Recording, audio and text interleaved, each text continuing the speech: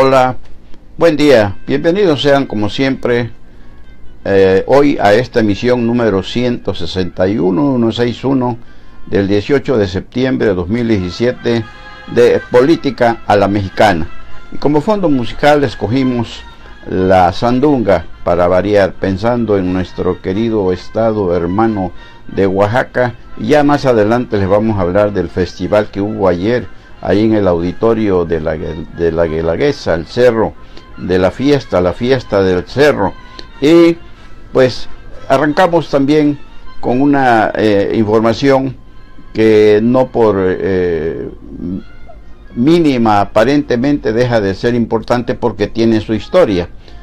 Y si hay socavones en Cuernavaca, los hay en el DF, los hay en Jalapa, en el puerto de Veracruz, bueno, ¿por qué Coatzacoalcos no iba a tener también su socavón, que tiene historia como aquellos también, como lo sabemos? Bueno, pues hoy ahí en la colonia petrolera, en la avenida aquí de Coatzacoalcos, en la avenida Adolfo López Mateos, esquina con Sinaloa, hizo crisis un socavón que tiene su historia, y se fue allí un vehículo a eso de las 6 de la mañana, ahí se clavó, quedó ahí, y afortunadamente no se derrumbó todo el material que estaba ya socavado, y pudo salir el conductor, que sufrió golpes, se estrelló contra el parabrisas, contra el volante, y tuvo que buscar atención médica por su propio pie y sus propios recursos, porque a esa hora pues no había gente que lo auxiliara. Pero este socavón de ahí de la colonia petrolera de aquí de Coatzacoalcos, de la avenida Adolfo López Mateos, esquina con Sinaloa, no es la primera vez que colapsa. Ya lleva mínimo en lo que va de este año, para no abundar en los anteriores, lleva como 5 o 6 veces que se va la losa, el pavimento se hunde. ¿Por qué? Porque va la Comisión del Agua y arregla la fuga, que dicen que es la que provoca. Luego entra Obras Públicas Municipales, de la que es secretario el ingeniero Ramos Torres, Fernando Ramos Torres. Y pues se ve que el negocio es productivo, porque decíamos, por lo menos 5 o 6 veces han estado con la misma obra y no le encuentran la solución hasta hoy, que por fortuna representó daños materiales nada más. No hubo las lesiones que sufrió esta persona, se espera que no sean de gravedad, porque decíamos, salió por su propio pie como pudo, por la ventanilla del vehículo que estaba clavado sobre el socavón. Y ya después pues se hicieron las maniobras de rescate de la unidad, y también llegó personal de la CAEP para revisar. ¿Por qué? Porque cuando pavimenta Obras Públicas, pues la subbase no queda lo suficientemente protegida, y es como un vado ahí que se forma, donde confluyen las corrientes de aguas pluviales.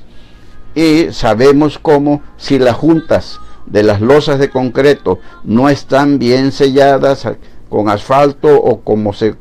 guste, pues el agua por ahí penetra, y lógicamente se hace un charco ahí. El agua penetra, el agua busca por dónde irse, y va minando la base de las losas de concreto, y lógicamente que estas, pues con el peso de los vehículos, es una avenida que tiene mucho tránsito vehicular, y lógicamente que todo esto se ha prestado para hacer ahí el gran negocio por parte de Obras Públicas municipales a cargo del ingeniero Fernando Ramos Torres. Es decir, una vez más, por eso decíamos, si Cuernavaca, si el DF, si Jalapa, el puerto Jarocho tienen su socavón, pues ¿por qué Coatzacoalcos no habría de tenerlo? Y ahí está ahorita, no hay paso en ese carril, es en el carril de oriente, de poniente a oriente, es decir, yendo hacia el centro de Coatzacoalcos, López Mateos, esquina Sinaloa. Y pues a ver, ojalá ya en esta ya despedida del año de Hidalgo, el ingeniero Fernando Ramos Torres, secretario de Obras Públicas del Ayuntamiento Constitucional de Coatzacoalcos, pues haga ya una reparación para no heredar ese socavón a la próxima administración de Víctor Manuel Carranza Rosaldo, que entra ya en unos pocos meses a partir del 1 de enero del 2018. La historia del socavón de Coatzacoalcos, aquí la tienen ustedes, y ya la foto ya está en la página cebejara.com con este comentario que estamos haciendo, porque fue hoy la nota del día debido a la forma aparatosa en que quedó ese vehículo, un vehículo compacto, es decir, era poco el peso y por eso tal vez soportó la losa donde quedó atorada la defensa del vehículo, prácticamente a la altura del parabrisas, se clavó y ahí se atoró. Afortunadamente el peso del vehículo pues era liviano y no provocó que la persona que iba al volante se fuera hasta el fondo del socavón. La historia no termina, porque vamos a ver qué clase de reparación hace ahora Obras Públicas Municipales, que ya le estaba tirando la pelotita a la Comisión del Agua, que lo que hace es reparar, lógicamente, que si se mueve abajo la arena, la tierra, pues también afecta las tuberías de agua potable y de drenaje, pero no es ninguna fuga de drenaje ni de agua, es, decíamos, una especie de vado donde llueve y se encharca, y siempre se ha encharcado. No ha encontrado Obras Públicas cómo canalizar esas corrientes pluviales para evitar que se queden estancadas, y lógicamente van minando el subsuelo del pavimento, y esto hace que las losas se fracturen, como volvió a fracturarse hoy por enésima vez. Y les decíamos que iniciamos con la versión de la sandunga interpretada por Susana Harp, que ayer allá en el cerro de la Guelaguetza, en el cerro de la fiesta, o la fiesta del cerro, que dicen que eso significa el nombre de la Guelaguetza, hubo un festival, un concierto maravilloso que organizado por la Fundación Alfredo Harp Elú y City Banamex, que congregó la mayoría mujeres, ellas cantantes, como la propia Susana Harp, como Lila Downs, como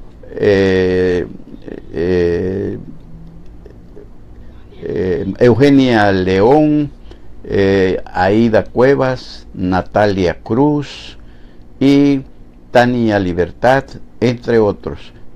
Algunos caballeros también, que hicieron las delicias de 11,000, 12,000 personas que asistieron a ese auditorio,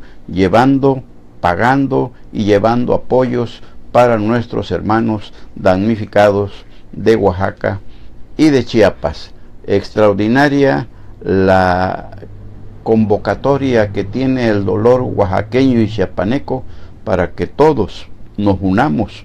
en pro de esos hermanos que padecen los estragos del sismo del pasado, de la semana pasada, antepasada. Y también, por otro lado, hay que destacar quienes han, por su cuenta y riesgo, han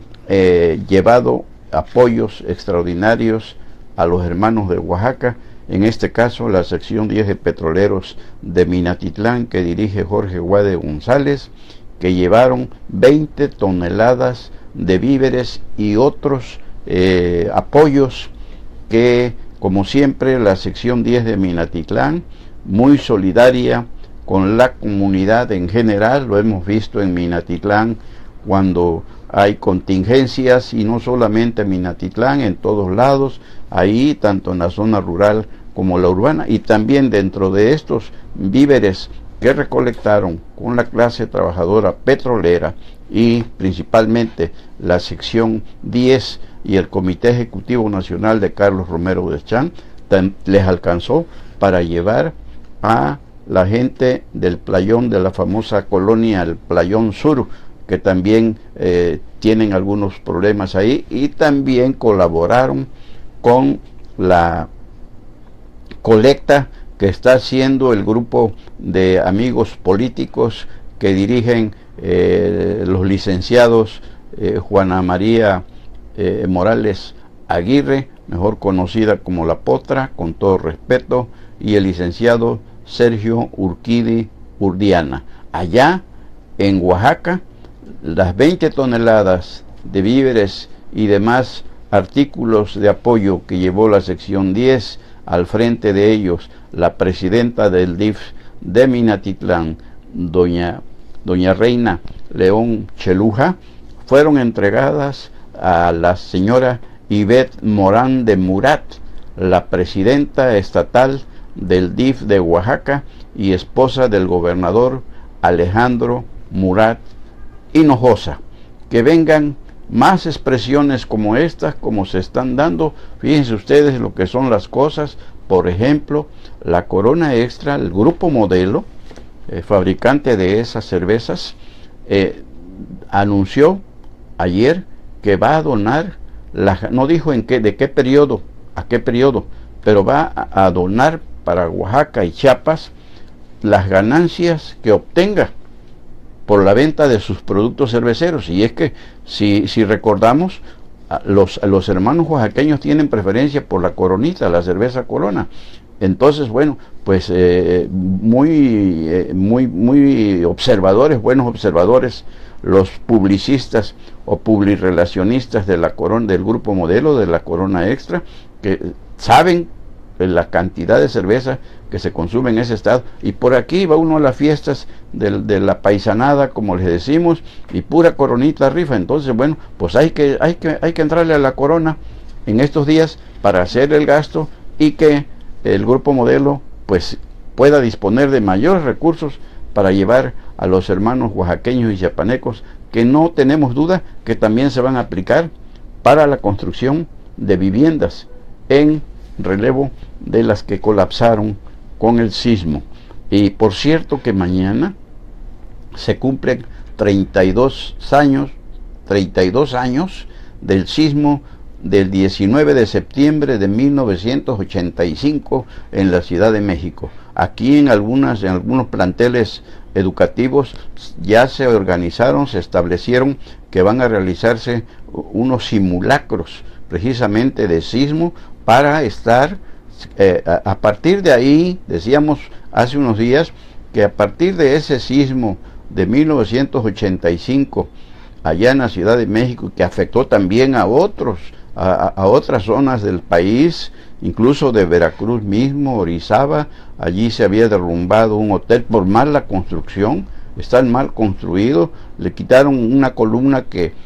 marcaba el proyecto original, y lógicamente no soportó ese vaivén del sismo y se derrumbó. Y así como eso, otras construcciones mal hechas. Pero ¿por qué? Bueno, porque a veces falta la supervisión de parte de las autoridades correspondientes. Y decíamos, en algunos planteles educativos van a realizar estos simulacros. Y también recordamos, como ya les habíamos comentado, que fue a partir de entonces que surgió la necesidad de crear el sistema de protección civil nacional, y que, como lo vimos, ha hecho escuela, ha anidado en la población, porque el sismo que sufrimos por acá en esta región, con epicentro allá en Pijijiapan, en Chiapas, de 8.2 grados en la escala de Richter, pues la verdad que se actuó en consecuencia como debía hacerse, sin caer en el pánico, y esto evitó tragedias mayores. Qué bueno que el gobierno en su momento, era Miguel de la Madrid Hurtado, estableció que a partir de entonces se creara el Sistema Nacional de Protección Civil, y en todos los municipios existe un departamento o una dirección de protección civil para establecer, Claro, hay deficiencias, lo sabemos, a veces falta de recursos, a veces por negligencia, a veces por el ahí se va, pero pues ha servido de mucho, porque decíamos, y qué bueno que mañana en algunos planteles educativos, como en el COBAEP y otros, se va a poner en práctica simulacro contra sismos, precisamente porque así se aprende. Así aprendemos, preparamos a nuestros niños, a nuestros adolescentes, a nuestros jóvenes, para que ellos también en la casa vayan, platiquen con sus papás, con los hermanos, con la familia, y sigamos haciendo conciencia para evitar estos dolorosos escenarios que llenan, que enlutan hogares. En Oaxaca se ha dicho, ya se ha explicado por parte del propio gobernador Alejandro Murat Hinojosa, que la mayoría de las casas colapsadas en Juchitán tenían más de 70 años de construidas, y la mayoría eran de adobe y sin estructura metálica, no llevaban estructura de fierro en ninguna forma, y bueno, pues nunca se pensó que podrían sufrir un sismo de esa dimensión, de esa categoría, y sucedió desgraciadamente, y de ahí que muchas casas se derrumbaran, y hoy ya se tomará en cuenta en la reconstrucción, porque algunas todavía pueden ser rescatadas, se tomará en cuenta estas medidas de seguridad para reforzar pues muros y losas y todo lo que haya que hacer, y otras definitivamente serán demolidas o las terminarán de demoler, porque prácticamente quedaron hechas escombros, como ese Palacio Municipal de Juchitán, que era una joya arquitectónica, pero que habrá que reconstruirlo partiendo de ese mismo proyecto extraordinario, y muchas historias que se cuentan en torno a esta situación que se vivió allá en Oaxaca, y que por acá, gracias a Dios, a nosotros, pues Dios nos socorrió, nos protegió, y todo quedó simplemente en el susto y en una lección extraordinaria que nunca debemos olvidar. Hubo algunas familias afectadas allá en las colonias del poniente, y también que eso sirvió para, como sabemos, para la rapiña política, para que fueran algunos a llevar agua a su molino, de la izquierda, de la derecha y de todos, porque la partidocracia no duerme. Y a propósito de la partidocracia, fíjense ustedes que el pasado 8 de septiembre, cuando el Instituto Nacional Electoral dio el banderazo para el inicio ya del proceso que concluirá en las urnas el próximo 1 de julio del 2018, anunció que hizo una reforma en su reglamento financiero para que la partidocracia, esa nociva por parásita partidocracia, que sus encuestas, esa guerra de encuestitis que se traen para arriba y para abajo, como ya las vemos que están surgiendo, todas esas encuestas que hacen para medir, para las preferencias, para hacer sondeos, para hacer o incluso para descontrolar al enemigo, porque las encuestas resulta que favorecen al que las paga, por supuesto, pero ya se ha comprobado que las encuestas resultan totalmente falsas. ¿Por qué? Porque los resultados de las elecciones difícilmente coinciden, muy poco ya, coinciden con los resultados. Las encuestas que se venden a buen precio difícilmente coinciden con los resultados que se dan en las urnas. Y a partir de ahora, todas las encuestas, todos los sondeos que hagan los partidos políticos, los 9 que tienen registro nacional, ya solos o en alianza, tendrán que ser contabilizados como gastos de pre-campaña o de campaña. Esa es la orden, esa es la reforma que hizo el Instituto Nacional Electoral a su reglamento financiero, y pues de inmediato los partidos políticos protestaron, se llamaron agredidos. Ya ve que son muy sensibles cuando se trata de que le pegan en el bolsillo, y fueron hasta el Tribunal Electoral del Poder Judicial de la Federación, 3 de los 9, el PRI, el PRD y el Movimiento Ciudadano, para pedirle al Tribunal Electoral que eche abajo esa reforma que el Instituto Nacional Electoral hizo en su reglamento financiero, pero por lo más probable, y por supuesto que les va a decir que no procede su protesta, porque lo que está haciendo el INE es meter orden ahí donde había fugas, y sobre todo para saber quiénes, ciertamente, qué empresas son las que hacen esas encuestas, y no que se las inventan como las que acaba de inventar López Obrador en la Ciudad de México, para nombrar a Claudia Sheinbaum la coordinadora y ya candidata a la jefatura de gobierno de la Ciudad de México, y dejando con un palmo de narices a Ricardo Monreal, que por cierto ya está a unas horas de decidir si se va o se queda en Morena. Y decíamos, si se queda, bueno, pues si se queda es en contra de su dignidad, y si se va es un boquete que le va a abrir a López Obrador, porque va a quedar claro que se va por la antidemocracia que prevalece al interior de Morena. Y por allá por Jalapa, ustedes quizá conocieron por acá al licenciado Eugenio Hernández Velasco, fue jefe de prensa del Ayuntamiento Constitucional de Coatzacoalcos. Él es abogado, licenciado en Derecho, y él pertenece a la generación 1983-1987 de la Facultad de Derecho de la UB allá en el campus Jalapa. Y para celebrar estos 30 años, los egresados de esa generación ya organizaron una semana académica que inicia precisamente hoy inició y concluye el próximo viernes 23. Eugenio Hernández Velasco es un joven, abogado, escritor y una gente muy dinámica que estuvo por acá. Quizá